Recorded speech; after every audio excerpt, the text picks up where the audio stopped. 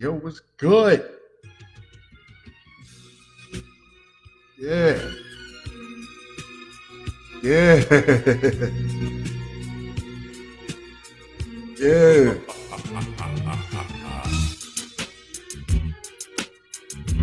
July 13th, 2021. Start this shit off right, y'all. Uh, I always love this instrumental, even though I don't rap anymore. It's a good start to my first live episode 80. Let's do it, baby. Know what I mean? Yeah. Oh, I know I'm gonna fuck something up tonight.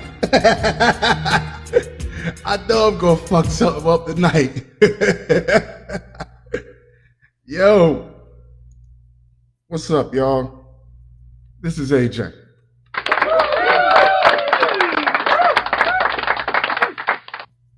Yeah, man. Yo, I was watching Cops this morning. You know that's my thing. Watching Cops, and they caught dude. They had him on the ground, and that shit right there is a that's like that's like my that's like my cafe Bustelo in the morning.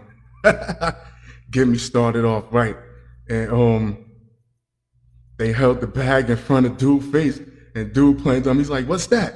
And the cop was like, "Yo, that's your cocaine. You threw it on the ground. Like, oh, you must have lost this."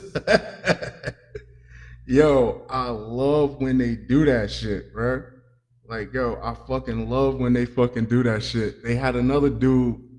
He had like it was so stupid. He had like a clutch, like a woman's clutch in his back pocket, and the cop was like, "Oh, just wait right there. I'm going to run your name." He didn't even handcuff him. Try to give him the benefit of the doubt. Dude in front of the fucking car throws the clutch in the woods, and the cop is like, "Come on, man. You gotta have a little bit more respect for me than that. I've been on the job way too long." Dude, like, "Oh, what are you talking about? I just saw the bag that you threw. I mean, I just saw the bag." And he was like, "What bag? I ain't throw no bag." He was like, turn around, man. Put the handcuffs on him, put him on the ground. Went over there and like 2 feet into the bushes. He was like, "Yo, you gotta have a better arm than that, my man." He's like, "I don't know what that is. It's not mine." It's not his. Like, okay, well, here's how we could play it. Either you could own up to it and like I write you like a summons or something or whatever, or you keep lying about it and I could charge you with tampering with evidence and hindering investigation or whatever, and I just take you down to the county. He's like, "Yeah, well, so what did you see? Did you see the same?" He's like, "Yeah, well, I think what you saw was right, officer." Yo, that shit is fucking hilarious. I mean, so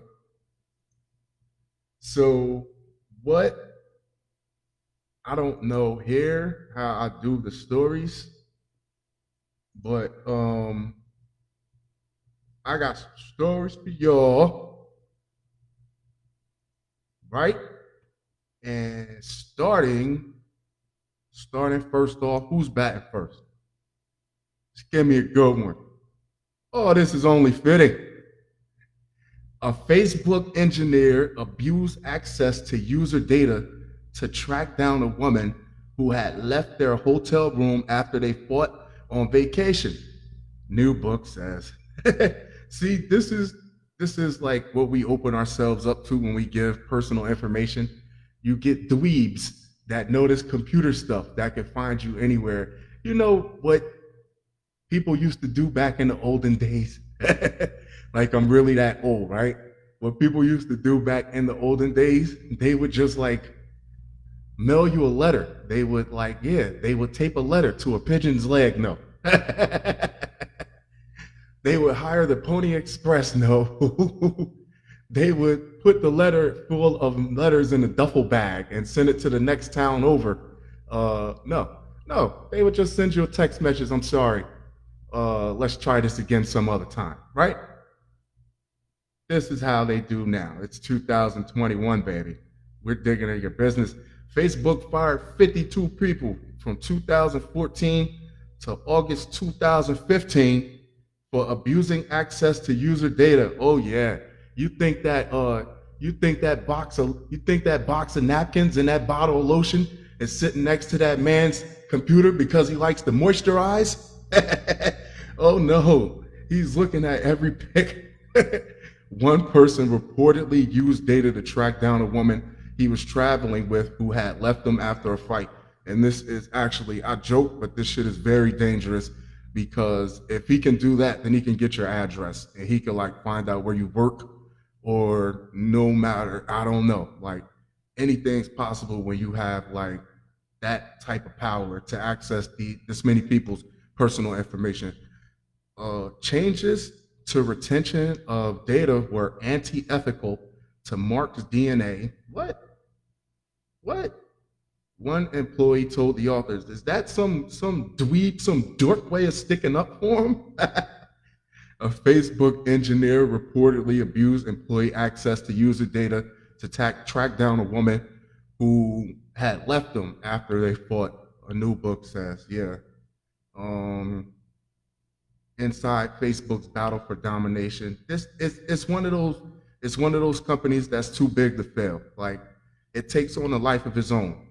The engineer who was unnamed reportedly tapped into the data to confront a woman with whom he had been vacationing in Europe after she left the hotel room they had been sharing. You're boring. All you want to do is write code. We're in fucking Paris. Let's go see the Eiffel Tower. No, like damn. You got that laptop with you. You might as well put a wig and some lipstick on it. Jesus Christ, you fucking dork. He was able to figure out her location at a different hotel. This is scary. Another Facebook engineer used his employee access to dig up information on a woman. Do you see the correlation here? I'm starting to see a pattern.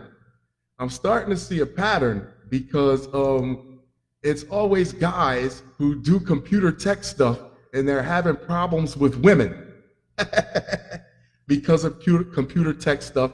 So to fix the problems with women, they go back to computer tech stuff. She stopped responding to his messages. Smart girl. In the company's systems, he had access to years of private conversations with friends over Facebook Messenger, events attended, photographs unloaded, including those she had deleted, and posts she had commented or clicked on, according to the book. And here, the first thing I do is put my first live podcast on Facebook Live, right? So the shit I say can and will be used against me at the Game of Thrones. Through the Facebook app the woman had installed on her phone, the book claims, he was also able to see her location in real time. This is freaky shit, man. Facebook employees were granted user data access in order to cut away the red tape that slowed down engineers, which why would you do that? Like that means the more people that have the key to your house, the less safe the fucking house is. Like there was nothing but the goodwill of the employees themselves to stop them from abusing their access to users' private information. No, this is what happens when you give people authority. Eventually, they're gonna use it in ways that suits them and not for the whole. The book authors, Shira Frankel and Cecilia Kang, right? They add that most of the employees who abused their employee privileges to access user data only looked up information, although a few didn't stop there. So you're talking about a few, it shouldn't have been none, really. Like that's people's intimate stuff. You wanna find out who somebody's talking to? Fuck it, ask them. We take a sip of a non-alcoholic beverage. It's vitamin water today. I'm expecting next week my 2-month supply of Peter Popoff's Miracle Spring Water. Because when God closes one door, he puts an eviction on the window. Get this shit off my page. I hope y'all can see me. My camera is on, so hopefully.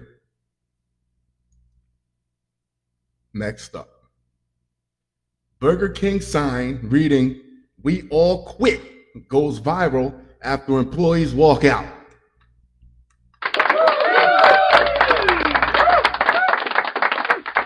Yeah, the message is loud and clear from these Burger King employees who apparently have beef with management. Who wrote this shit? Let's get the Pulitzer. The Pulitzer. A local Burger King sign in Lincoln, Nebraska has gone viral reading, "We all quit and sorry for the inconvenience." Employees, yo, that's directed. That message is directed solely to management and not to the employees. Said they've been working in a kitchen with no air conditioning. Fuck that. This has to be like one of the hottest summers in history, in like recorded history, for weeks, with the temperature reaching more than 90 degrees at one point. And yes, I don't want you in my kitchen. I don't want you in the kitchen sweating all over my fucking patties. Shit, turn the AC on. According to KLKN Channel 8, one employee, former general manager Rachel Flores, was reportedly hospitalized for dehydration because the water is no good and they took away the fucking high C. You people are animals. Fucking animals. I didn't think anybody was going to notice it because we did just one sign and then it went pretty crazy on Facebook. Yes, I got a call. You got a million hackers looking at you. I got a call from my upper management and they told me I needed to take it down. No. Flores had reportedly been working at the fast food chain since January and put in her 2 weeks notice this month, saying she often worked up to 60 hours a week. Damn. 8 of her co-workers followed her lead, voicing complaints of an understaffed restaurant. Damn. It's doing her dirty. The BK, which is located in a Lincoln neighborhood of Havelock, is reportedly still open, but according to Flores, remains understaffed. They're probably still hiring people, and probably won't change nothing, just hire a new staff of people so they could do the same thing to them. And like the way employees are treated is fucking criminal. For real. Damn. Said, fuck this. It's 90 degrees in this kitchen. I'm not doing that shit. It says sorry for the inconvenience. Yeah. First off, how you gonna get a call from upper management telling you to take the sign down? Like when most likely upper management was getting complaints to like fix this situation way before it even come to that. The sign that's telling everybody that's saying that everybody quit it, everybody's quitting. That's the end result, because I'm pretty sure everybody had complaints and was saying this a few times before they. Yeah, it's just how these folks do, man. Give a fuck about you.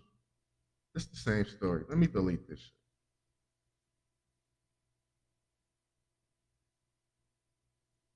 So, why am I? See, stage fright. Are you shy? Are you bashful? Are you embarrassed? I don't know. I might be after this show. Hey, man, I got to dip my toe in the water, baby. Connecticut man charged with murder after claiming he accidentally killed his wife while showing her a gun. I don't believe that at all. I believe after 3,000 years of marriage, he he believed that he was entitled to walk away. Can't we just be friends now? Yo, Connecticut man charged with murder after claiming he accidentally killed his wife while showing her a gun. Here, look at this, honey. A Connecticut man who shot and killed his wife in May and claimed her death was an accident has now been charged with murder. How did it take that long? Like, yeah, Albert Kukoff, 77, of New Canaan, told his daughter and a 911 dispatcher that he was showing his wife, Margaret Kukoff, 75, a shotgun that went off by mistake. I'm sorry, it's not funny. It's fucked up. It's not funny. But I no, I don't want to see your shotgun. And like, yeah, his arthritis probably fucking clamped down on the fucking trigger. He probably his joints probably stiffened up and clamped down on the trigger and shot the poor lady. Report by regional station News 12 in Connecticut. But the authorities subsequently discovered that Margaret had been struck by 2 bullets. He gave her both barrels? What? One in the head and one in the torso? Oh, yeah, he was giving her the Terminator. Damn. Yeah, while a third bullet was recovered. How much, yo, how many shotgun shells does it take to kill a 75-year-old woman? He wanted to make sure she didn't come back. He wanted to make sure without a doubt that she didn't come back. Recovered from a wall inside the couple's home. Based on this evidence, it's too late for a divorce. And we can't separate hey, we got to do this by more traditional means. Based on this evidence, till death do us part, but she won't fucking die. Damn. Based on this evidence and additional information gathered during the investigation, it was determined initial claims by Kukoff of an accidental shooting were not supported, said Lieutenant Jason Ferraro of the New Canaan Police, as quoted by the Daily Voice. The New Canaan Advertiser reported that authorities believe the defendant fired his shotgun, emptied the cartridges, reloaded, and fired again. No, it's not funny, I'm telling you. Before claiming he was headed to the gun range and that the shooting was accidental. The newspaper also reported the defendant chuckled and said he didn't believe so when 911 dispatchers asked if his wife was still breathing. Hold up. The newspaper also reported the defendant chuckled and said he didn't believe so when 911 dispatchers asked if his wife was still breathing. A neighbor told investigators they heard 2 shots from the Kukoff home about 15 minutes apart. The newspaper added, the report further noted that the couple's daughter feared for Margaret's safety, knowing that Albert had a weapon in the couple's home. Damn. Yeah, it's not the daughter's fault, but I guess a little bit more could have been done. The fear was rooted not in any suspicion of malicious intent, but that the defendant was suffering from dementia. Oh, even more of a reason to like get that gun away from him. Yeah. Damn. Oh, the police also overheard the defendant tell his daughter that the shooting was some Mother's Day gift. Oh my God. Yo, this guy, I don't think he was having a dementia trip. I really don't think he was having a dementia trip, yo. I think he was just tired. I think like, yeah, the shot clock was clicking, the shot clock was ticking, and he just wanted to get rid of the ball. Damn, that's fucked up. Whoa, let's get rid of that. That's the stuff of nightmares. Next up. Power outage causes LA's largest treatment plant to spew 17 million gallons of sewage into the ocean. Y'all still doing crab legs this weekend? Y'all still doing that crab boil? Yeah, go on. I'll have, well, I guess not Burger King because don't nobody work there right now. Los Angeles public health officials warned residents to avoid going into the ocean along numerous beaches after 17 million gallons of untreated sewage leaked from the city's largest treatment plant. That shit looks disgusting. A Sunday night power outage at the Hyperion Water Reclamation Plant and Playa del Rey was blamed for the massive spill into the ocean, LA County Supervisor Janice Hahn announced in a Monday tweet. The sewage spill comes as Southern California recorded temperatures as high as 120 degrees Fahrenheit over the weekend. That shit is crazy. And y'all got a nerve to not have no fucking, yo, I was saying this when it happened in Texas. It happened in Texas when they didn't have no heat. Like how we in 2020 and 2021 don't have an infrastructure built to survive these type of like we supposed to have engineers. This was not supposed to be a problem. Like I think at least, let's say at least in 80, let's say at least 90s. Let's give it 90s that a power outage was with no type of backup, with no type of nothing to like supplement the energy. This is not supposed to be a problem in 2021. Really is not. It's just like, I don't know if people are lazy or I don't know, man. City officials warned of elevated bacteria levels in the ocean water off beaches, and I don't know if that was affect the drinking water also. Maybe I don't know. The city closed several beaches and prevented any swimmers from entering the contaminated ocean waters through Tuesday morning. The treatment plant manager noted Monday that 17 million gallons of sewage that just leaked.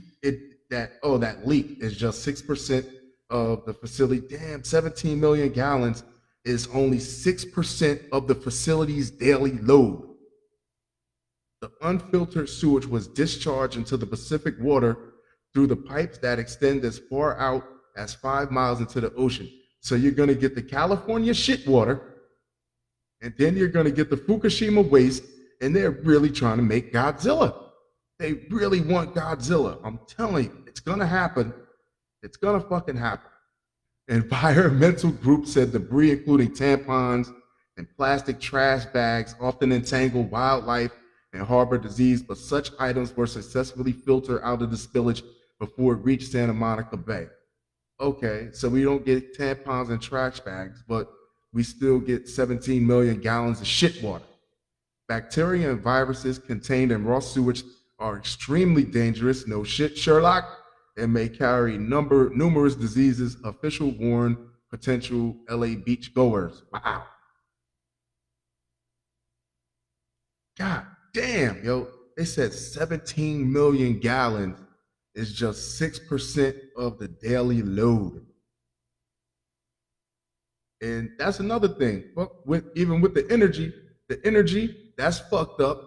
But also at the same time, how is like we not treating waste? Like we should have a more efficient way to treat waste also. Delete that shit. Literally shit. Okay.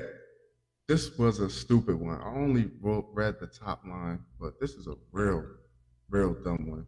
First, let me take a sip of my non-alcoholic beverage as I wait for my Peter Popoff's Miracle Spring Water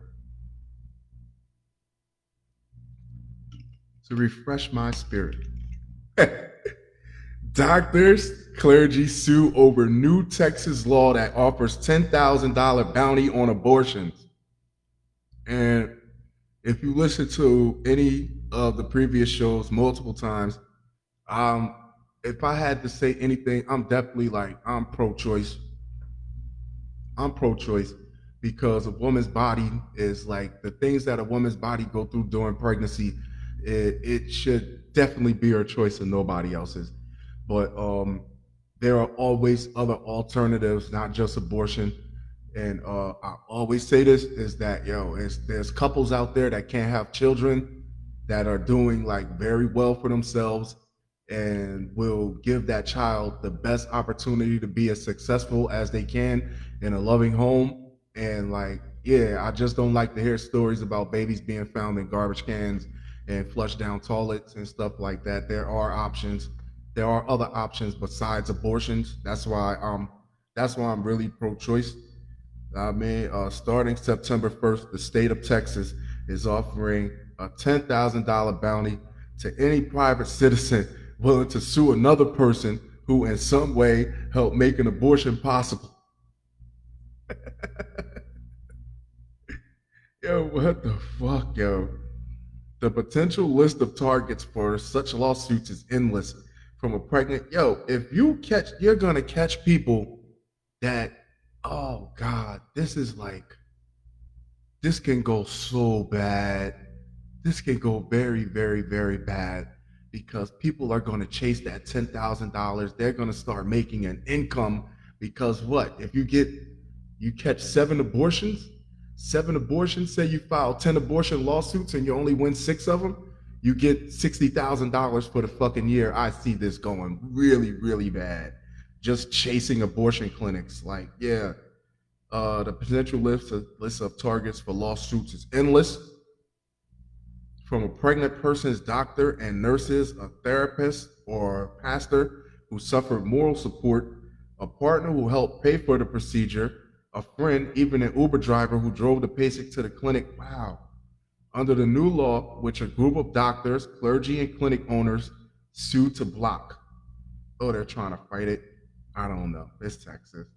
Tuesday, any or all of them could be taken to court by a stranger.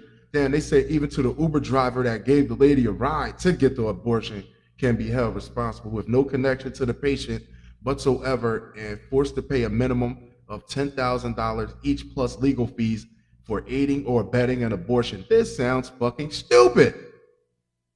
Aiding and abetting an abortion. It sounds retarded. The law, which would apply to abortions that took place as early as 2 weeks after a missed period or 6 weeks gestation before many people even realize they are pregnant, and a bold escalation in anti-abortion activist war on reproductive rights. Since 2018, I don't believe this shit. Yo, I really don't. Since 2018, activists around the country have stepped up efforts to pass increasingly draconian restrictions on abortion in the hopes that one of the laws will be considered by a Supreme Court majority sympathetic to their cause, who will in turn weaken. God damn, let them have their choice. Can you have a child? Lady, can you have a child? No? Yeah? Then shut the fuck up. Or strike down entirely current federal protections for abortion. Yeah. The Supreme Court has previously ruled that states cannot restrict abortion before viability or the point at which a fetus might survive outside the womb, typically between 24 and 28 weeks. Wow, like, yo, let the people choose. Let the people choose. It's the girl's body, it's the woman's body, and like you hear about health complications after childbirth, during childbirth, and like I feel like if a woman in her heart she doesn't feel like she doesn't want to take the risk, or if in her heart she feel like she just won't be able to take care of the baby, then there are options. But yeah, to bring and you hear stories about kids, you hear stories about, I do them all the time, stories about kids being neglected and ended up eating one of the parents like cocaine, or you heard the story about the kid, I think it was out in Colorado, found a loaded gun in a glove box and shot himself in the head. Know what I mean? Like, yeah, so it's these type of things that yeah, pro-choice will avoid these things from happening in the future, because if somebody knows in their heart that they want to run the streets and they really can't have a baby right now, then that's a responsible choice from an irresponsible individual. And I think they just like, yeah, just let them choose. What we got here? Delete this. This is my last story. How we running on time here? To find out that I wasn't even recording at all. Oh my God. No, we're good. 30, just under 30 minutes. Keeping it right and tight, baby. There we go. Metro Transit Police propose ban on passengers arrested for sex or firearms offense. So if they can't ride the metro, what are they supposed to do? Just like carpool, Just having like a gun-toting carpool, a gun-toting sex offending carpool. You want to get them all in the same place together and let them just drive around. That's what you really want. You don't want to like disperse them a little bit amongst the law-abiding people. You just want to have a concentration of people with pistols and sex offenders just clumped together, forced to carpool, and and fucking commute all together to the. Oh God, this what brought this on? I would love to know what brought this on. Metro Transit police say an increase in sex offenses in the past 18 months warrants the addition of rules. Well, excuse me, thank you. In the first row. Well, excuse me. That would allow the transit agency to ban passengers for up to a year. Police Chief Ronald A. Pavlik Jr. will ask Metro board members Thursday to allow police to immediately suspend on a temporary basis anyone arrested on Metro property or suspicion of committing a sex offense or a crime involving a firearm. Whoa. I guess they're like, yo, it's a privilege, it's not your right. So if you're fucking up, then we're gonna take that privilege away from you. Yeah, fair enough. Police say such a rule will weed out repeat offenders and boost confidence in public transportation. Not an overall bad idea. But if you want to get like the rape pack, not the rat pack, the rape pack, yeah, we don't know how it's going to turn out. Pavlik wrote in his proposal to board members that suspects often are back often are back on a train or bus or at a rail station or bus stop soon after an arrest. Wow. Suspects are placed under arrest and are typically released the same day and given a future court date. He wrote, some of them are repeat offenders. Whoa. Under the proposed new rules, anyone allegedly caught committing a sex offense or a crime involving a firearm or dangerous weapon. What if you're jerking off with your right hand and just got the gun in your right hand? Is that doubles? Do you get doubles? Is that like fucking the CeeLo of like train crimes? I don't know. Anyone caught allegedly committing a sex offense or crime will be banned for 14 days for a first offense, 30 days for a second offense, and 1 year for a third offense. When arrested, suspects will receive suspension citations, and writing that include the reason for the action. You know what you were doing, man. The length of the ban, the date the ban begins, and the notice that violators would face criminal trespass charges. Suspensions could be appealed within 5 days. Do you really want the judge to be like, yo, but you had your penis out against the guardrail on the train in front of everybody? Like, do you really want that to be repeated in court 2 times? Wasn't it embarrassing the first time? That that and other details are expected to be discussed during the board's meeting Thursday. Uh, this is a very long. Zelensky said sexual harassment, indecent exposure, and other misdemeanor. How is that? How is sexual harassment and indecent exposure misdemeanor are difficult to investigate because the transit system allows perpetrators to move quickly and witness descriptions can be vague. He said banning offenders will reduce repeat occurrences, but wonder how Metro could enforce passenger bans other than blocking a smart trip account. I don't know what that is. Still, he said he supports the measure because it could restore confidence while the agency is seeking to rebound as the pandemic recedes. Oh God. Yeah, it's so many people that you can't tell if somebody's just like picking your pocket or grabbing your ass, or if they're just rubbing their exposed junk against people while they're just wading through the sea of people. And you don't know, you don't know who it was. You just ew. You just felt genital slime all over the back of your trench coat. Ew. That's disgusting. Jesus. Uh well, uh 34 minutes. Yo, that being said, I'm gonna wrap this puppy up. My first live. I'm gonna play it back. I hope it went okay. Um, If you fucks with it, follow me on Twitter at HalfCastAJ, HAAFCASTAJ, or at Rise and Shine on Twitter at RYEZSHYNE. Rise and Shine. Instagram Taco Meat 05. Instagram Taco Meat 05, TACOMEAT 05. Or you could just hit me on here on Facebook, on Messenger, on Facebook. Nah, man, let me know what it do. Nah, man, I fucks with y'all. I'll holler at y'all very soon.